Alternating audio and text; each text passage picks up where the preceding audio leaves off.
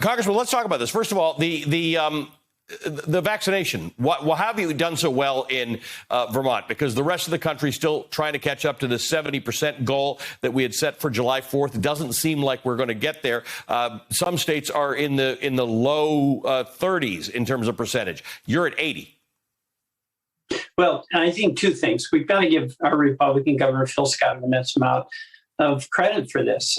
He had the responsibility to shut the state down and then steadily encourage Vermonters to social distance, wear a mask, and then ultimately get vaccinated. And we were successful. And then secondly, I think Vermonters understand that if they get vaccinated, whether they really want to or not, it's going to be helpful to their neighbors. And there's that spirit of wanting to take care of other people here that I think really helped us be successful in the vaccination rate.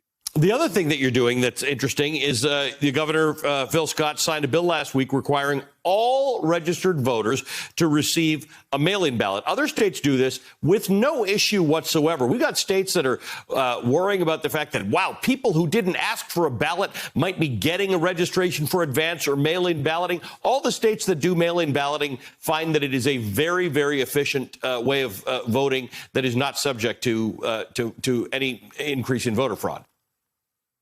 Well, two things. Vermont has a unique history, Al. In 1777, we passed a constitution here in Vermont. And number one, it was the first constitution that abolished slavery. Number two, it extended the vote to all males, whether they owned property or not. And if you remember, at that time, to vote, you had to be a property owner and you had to be a man. Vermont kept it male, but you didn't have to be the property owner. So we've had a history of extending the franchise. And that has carried through our tradition here in the state, ultimately with this recent law passed by a Democratic legislature and signed by a Republican governor, but bipartisan. 57% of Republicans in the state Senate voted for it. And basically mail-in ballots to give you, all Vermonters, the option of the ease of voting by mail. And it's worked, and we have a very high participation rate, and we don't have any fraud. And the view here is, hey, let's have the debate on the issues, not on who can best suppress the vote of the people who are going to be voting against you. What a nifty concept. The Atlantic writing about this situation that you have in Vermont, a Republican governor, a Democratic state Senate, that says the lesson of Vermont is not that functional government requires kumbaya or that its model is exportable to Washington, a far more diverse and complicated political arena, but it does suggest that polarization is neither total nor inevitable, and that states both red and blue are more ideologically tangled than their coloring on a presidential map would indicate. Your take on that?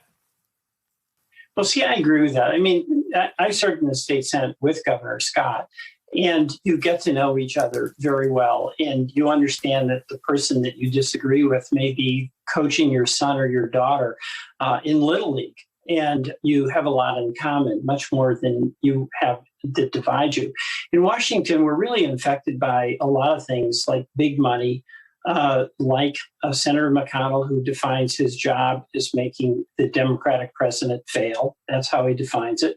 And then, of course, you have the Capitol riots and the insurrection, where some of my Republican colleagues are saying it was just a normal group of tourists taking a tour of the Capitol.